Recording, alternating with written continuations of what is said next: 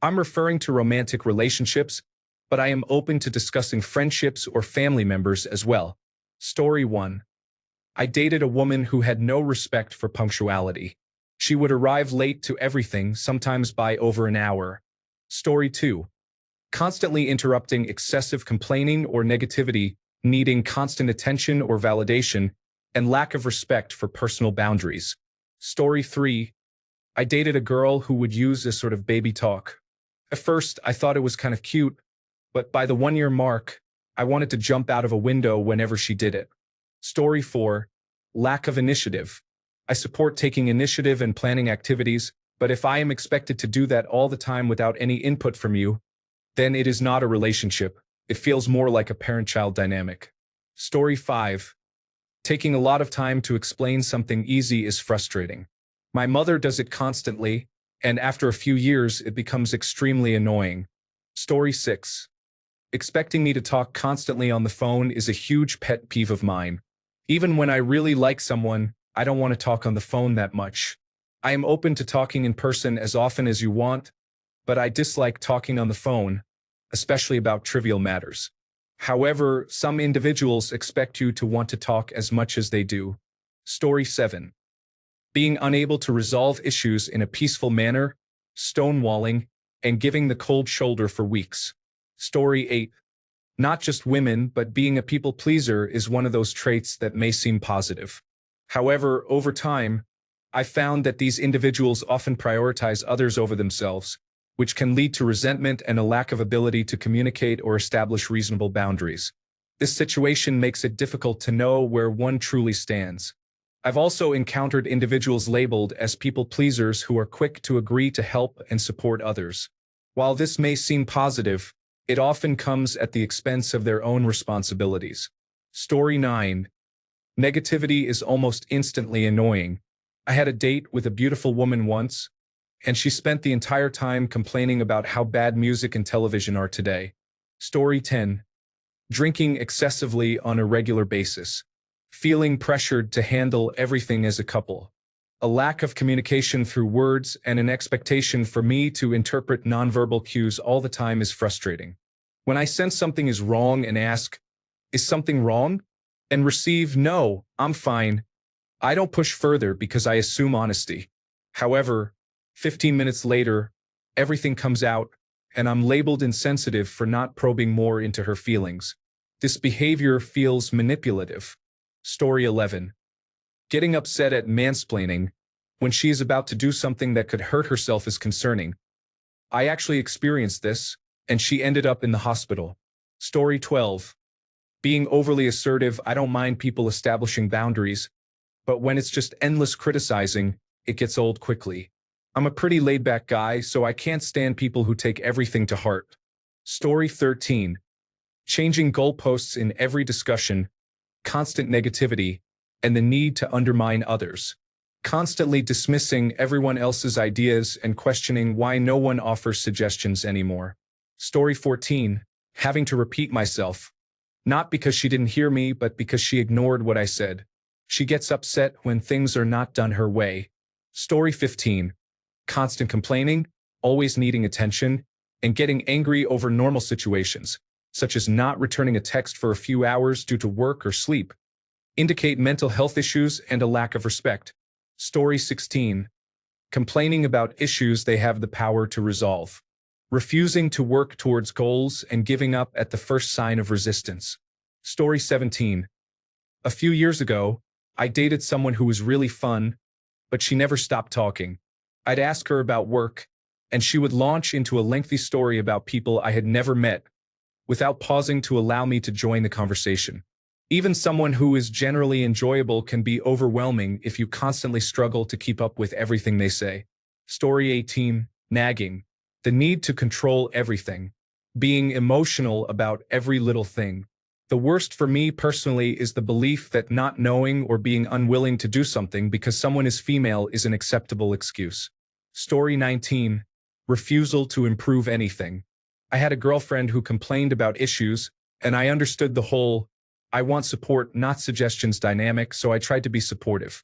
However, after the 10th time she complained about something she could fix, I would gently suggest, maybe you could do something to change this? She would either accuse me of not being supportive, say, I don't know what could be done, then get mad if I made a suggestion, or claim, oh, it's always been like this and always will be. Eventually, I just couldn't stand it anymore. Life is imperfect. Some things are unfixable, but many others can be addressed. Address them. Story 20. Putting others down, especially women, is unacceptable. Just because someone is involved in something you don't like does not mean they are evil. They aren't hurting anyone, so let's relax. This is a personal pet peeve of mine. Story 21. Constant negativity should never be a daily affair. It should not start the day nor define it. Story 22. Doing a pouty face and acting like you are offended every 5 minutes gets really old quickly and is barely funny the first time. Story 23. Acting as if her words are absolute and that her opinion is the most enlightened in the world. Acting as if I should feel grateful and privileged to be in her presence. Story 24. I constantly have to reassure her about her insecurities and other similar concerns, especially regarding kindness. Meanwhile, she expects so much more from me, if that makes sense. Story 25. Treating life like a stressful contest. There is no prize for imagining 16 different disaster scenarios while others only thought of 5. The backyard will not turn into a dangerous area of broken glass because I was tired and accidentally left an empty beer bottle on the porch years ago. Story 26. The need for drama to avoid boredom leads to creating it when it is absent. There is an inability to emotionally regulate and a constant need for attention and validation. Additionally, there is a general difficulty in receiving even mild criticism without perceiving it as an attack on one's core being. There is also an inconsistency in applying standards to all members of the relationship. Story 27. Not respecting my time and not giving me space when I need it is frustrating. I have had people arrive late to dates or dinners and then keep me up all night or wake me up at 2 a.m. It's acceptable occasionally, but this happens every time. We still see each other casually, but I have decided not to see her during the week because she would wake me up 4 to 5 times at night and disrupt my sleep.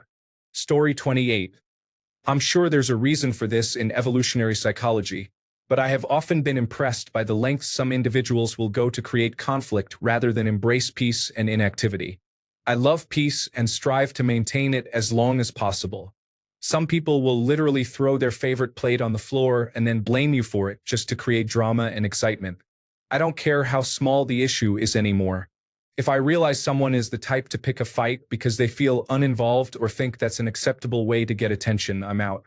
It only ever gets worse. I know it's common because many toxic relationships last longer than healthy ones. Some stay with partners who cheat on them and leave only when the cheating stops. The need for toxic excitement seems prevalent and should be avoided once recognized. It's all too easy to lose a great deal these days if you tolerate that kind of behavior, hoping it will improve. You will only lose more over time and miss out on the opportunity to find someone who treats you better. Also, never fall for the idea that you can fix or save anyone. It doesn't work, and it's not your responsibility. Seek out individuals who don't require saving.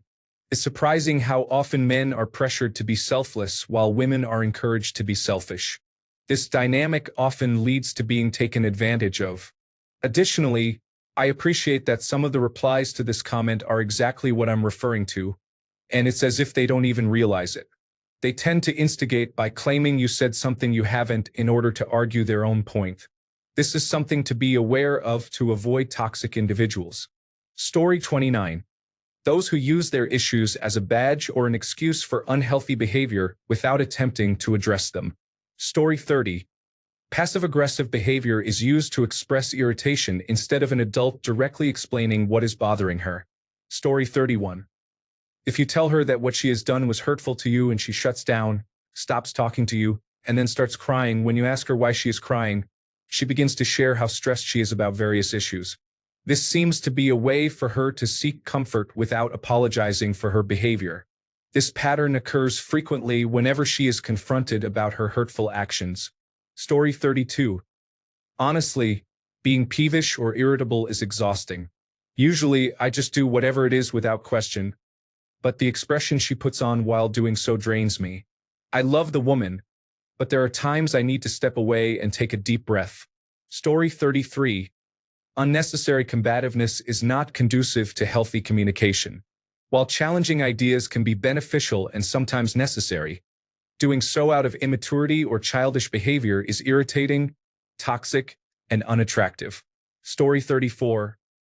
I shouldn't have to think you're making things up because you did something incredibly foolish. How do you expect me to believe you took out a title loan to go to the casino because you felt lucky but lost it all? Now you want my help to get out of this situation. Story 35. Talking incessantly during movies about the actors' outfits or hair, or how they are acting, can be incredibly distracting. Running commentary is like nails on a chalkboard. Story 36. Nagging about everything will drive a person mad. Please stop. If you have constructive criticism and a suggestion on how I could change, please let me know. But don't just sit there and nag all the time because it won't help our relationship. Also, changing into someone worse is concerning. Everyone changes, but if those changes make you act in a way that I wouldn't want to be around, we will be breaking up. You are supposed to work on yourself, become a better person, and strengthen our relationship. If you are unwilling to do that and become arrogant or mean about it, it means the relationship is over. Story 37. My ex absolutely could not handle any friendly smack talk. She would easily make fun of a friend's belongings, hair, and outfit. But as soon as someone commented on her, she would pull the "why would you do that?" card. During a video call with some friends, she made fun of a friend's body and laughed.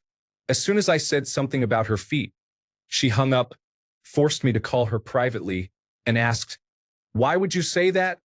I called her out on it, saying if she couldn't take it, then she shouldn't dish it out. She claimed I was insecure about it. I responded by asking how she knew the friend wasn't insecure about that as well. She stayed silent. Story 38. I have been with a girl for 26 years. I love her deeply, but I struggle with her mood swings, neediness, and quick temper. Yes, I am the girl. Story 39. Hear me out about an issue I have no control over, which has been raised multiple times but remains unresolved. The problem is just being allowed to fester, and this will become increasingly frustrating. Story 40. Nasally grating voice. Think of Fran from The Nanny. I don't care how attractive she is, or how fun she is, or how much I enjoy her personality. If she has one of those voices, I cannot spend too long with her, or I'll start to get a headache and unintentionally be irritable. I had a good friend like this with whom I could only spend time in small doses. Story 41. Negativity. Perpetual conceit and rumination on problems, insecurities, trauma, or feelings of uniqueness. Just relax and have a good time for a while. Story 42. I adore my partner. I genuinely do. I found a friend, a soulmate, a confidant, a supportive companion, and a fantastic lover all in one. The only problem is she is the most untidy person I've ever met. Shoes get kicked off to random places, coats are just dropped, and she'll go shopping and leave everything in bags on the cooker. She never tidies up while cooking and ends up leaving a lot of dirty dishes and empty packets around. Clothes are tossed wherever, and the worst part is the kids have picked up the same habits. I want to marry her like nobody's business, but I also want her to clean once in a while. Story 43. Taking excessive pictures or using filters is frustrating. It's disheartening that people often refuse to live in the moment and feel the need to alter reality to enhance a captured experience. While I understand the appeal, I believe reality does not require enhancement. It is wonderful as it is. Additionally, I prefer my food piping hot. If I receive cold food because someone needed a picture, there won't be a second date. Story 44. There is a type of woman who talks excessively without engaging in a real conversation. It feels as if she is in a trance, providing a detailed account of her day and then recalling events from her past, such as a day in 8th grade or details about a third cousin's life. Additionally, there are insecurities that require frequent reassurance.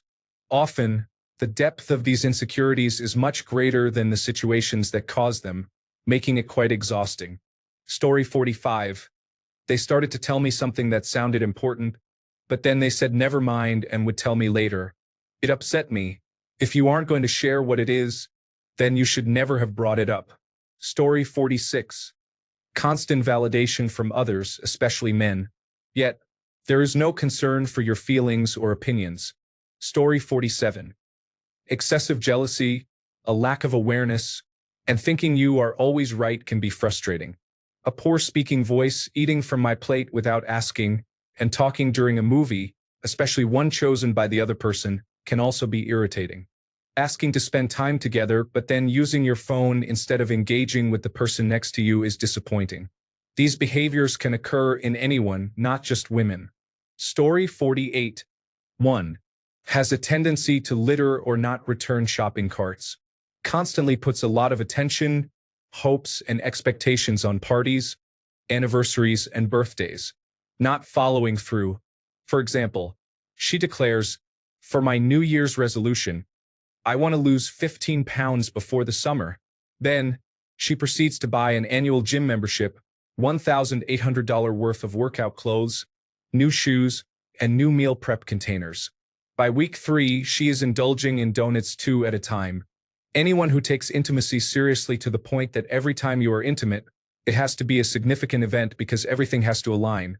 She has to be in the mood, she needs to be romanced, and then discuss the experience for an extensive amount of time afterward. Story 49. Drama and overthinking are problematic.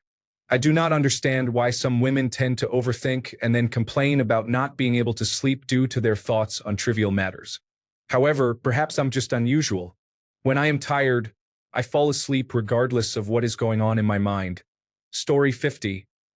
Being late frequently and always complaining about something, she is overly dependent, to the point of becoming upset or insecure if you are not with her constantly, whether in person or on the phone. Story 51. Complaining is intolerable, especially when it concerns other people and there is no intention of addressing the issue due to discomfort. Story 52. The laugh sounds petty, but if you knew this one woman, she sounds like a banshee. My ears want to bleed, and she will laugh at just about anything. I leave the area just to ease the pain. Story 53. This isn't particular to women, but claiming to believe that one always wants to hear the truth and is willing to work through problems, while being unwilling to hear unpleasant things and unwilling to address them. I'm not inclined to force people to confront unpleasant truths, so I don't intentionally try to hurt anyone. I make an effort to ensure they feel they are in a good mindset to receive negative feedback. I don't mind if people struggle to hear difficult information. However, when it's someone who claims to value honest communication, that really bothers me. Story 54. Some women become so absorbed in their insecurities, traumas, and life experiences that they forget other people do not see or interpret the world in the same way. I am a socially outgoing and confident person who genuinely enjoys interacting with others. I get frustrated and annoyed when women I am dating or getting to know make it seem like I am somehow weird for being this way. I have worked hard over the years to improve my social skills. It really bothers me when women question why I have the nerve to be open and friendly towards others. I have encountered multiple situations where women essentially ask, "How dare you feel this good about yourself? What is wrong with you?" Story 55. She constantly expresses that she feels fat and ugly, and I don't need to hear that every day, especially since I compliment her all day, but it feels different because I'm her boyfriend, so I should find her beautiful. I view it as her way of seeking compliments and attention. Story 56. Lack of punctuality and not knowing when to be quiet. You do not need to have an opinion on everything, especially on matters that do not really impact you. Story 57. Constantly asking whether something is wrong, if I'm okay, if I'm angry, or if they did something when I'm just relaxing and in a good mood. Story 58. Honestly, it was nonstop rambling. I used to be able to mute my microphone, and it would take her a few minutes to realize I wasn't saying anything. I am open to listening to someone vent about their issues, and I am more than happy to work with someone through their problems, but all she would do is complain about her life. Gavin, her family are Jehovah's Witnesses, and she definitely has a lot of issues stemming from that, but I have never met someone who could talk for so long about pointless drama. As bad as it is, The only reason we didn't break up sooner was that I was pretty sure she would be a risk for suicide if I ended the relationship. She did try to take her own life by overdose after we broke up. But to be honest, that's not my responsibility. Story 59. I'm not a woman, but I dislike women who fish for compliments. For example, a woman with long, beautiful blonde hair who constantly complains about hating her hair or having a bad hair day. Someone who calls herself fat. It's like that. They say these things just to get you to disagree or compliment them and pout if you don't. Story 60. Language. As someone who curses like the sailor he once was, anyone using excessive profanity irritates me. Story 61. I know that sometimes women just want to vent.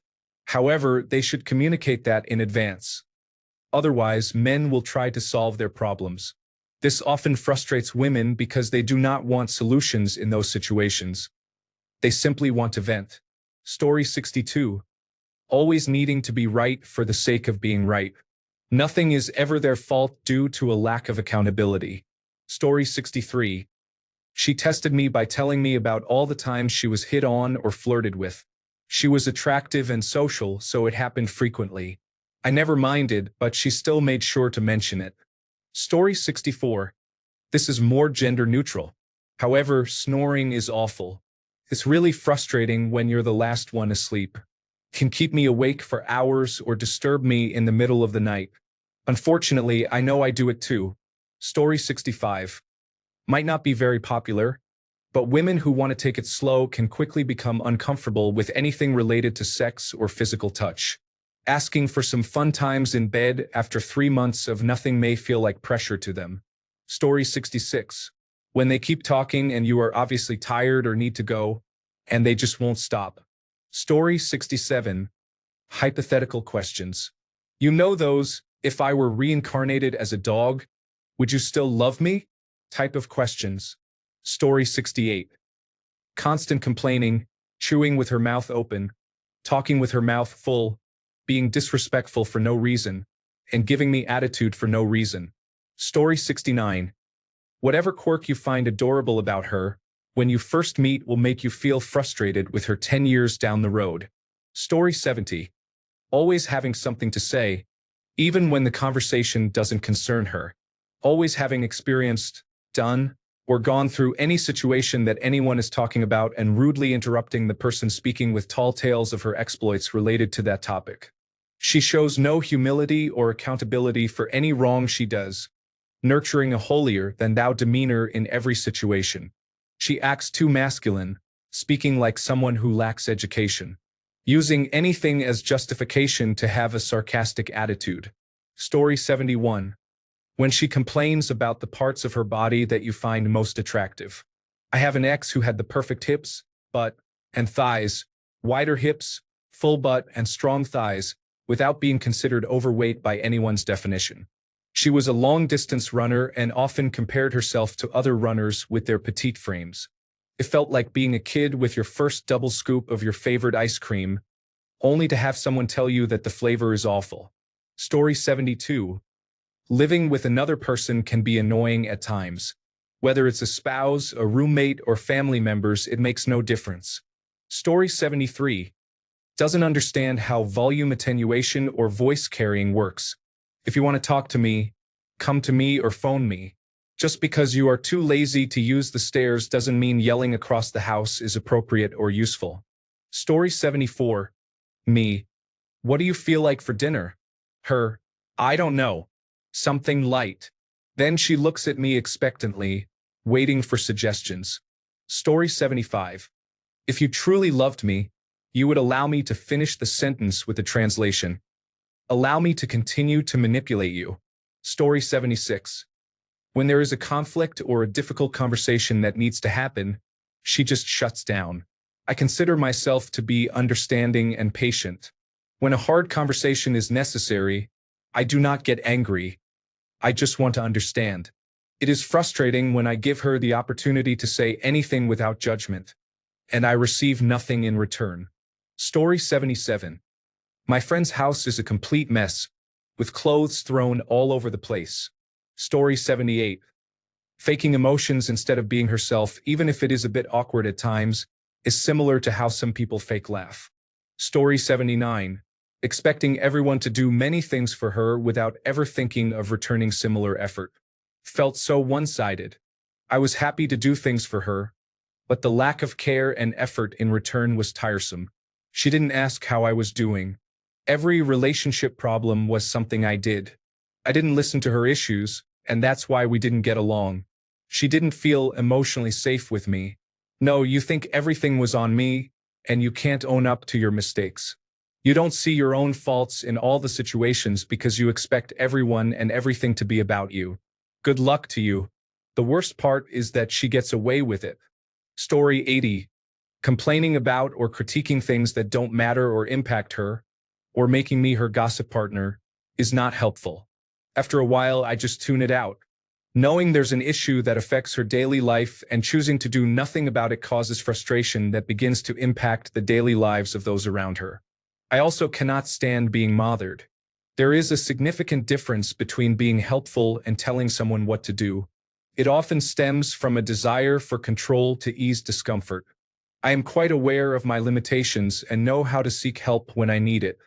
My mental and emotional health is good, my physical health is good, my career is good, and my finances are good. They have all been stable for a while. I know how to manage my responsibilities. If her reasoning is that it's just my maternal instinct, it indicates that she views me as a child. Story 81. Acts as if they are above the rules and others.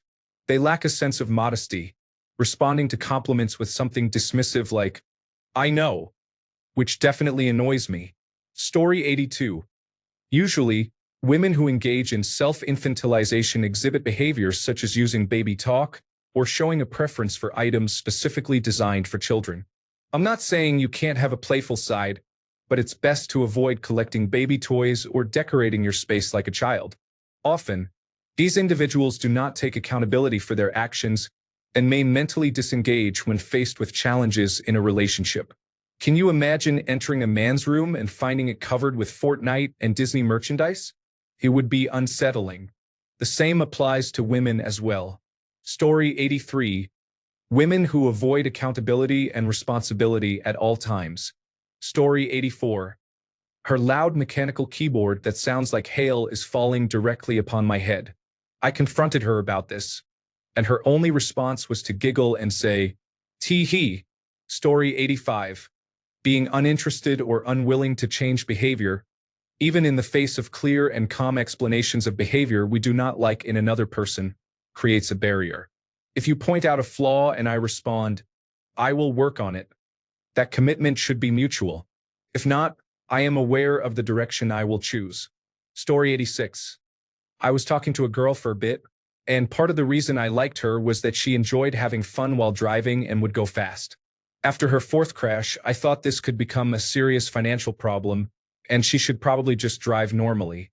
Story 87. The double standard. I'm an adult human when it benefits her but I'm just a girl when it doesn't. I have rarely met a woman who does not act like this on some level, complaining that a coworker is not doing part of his job due to pain or depression and needs to toughen up, but at the same time neglects part of her responsibilities because it is dark or there is a spider or something similar. Story 88. A woman who refuses to take responsibility for her own life. It's not always easy to recognize this early in a relationship, but once you see it, you won't be able to unsee it. Story 89. Ignoring me when I know you heard me. It feels like you are intentionally making it clear that you are doing it on purpose. If you don't hear me, see a text, or are busy, that's okay. Do not think you can withhold your attention as a form of punishment. Who are you to punish someone? It is not anyone's role to punish another adult for any reason. If you have an issue, then please voice it. Let's talk about it. But do not assume an imagined position of authority. That behavior is unacceptable. Story 90. Never mind women, what about best mates who can never be on time, usually about an hour late and never wore a watch? He was a Jamaican Brit and was still on Jamaican time. So, I bought him a watch which helped a bit but not too much.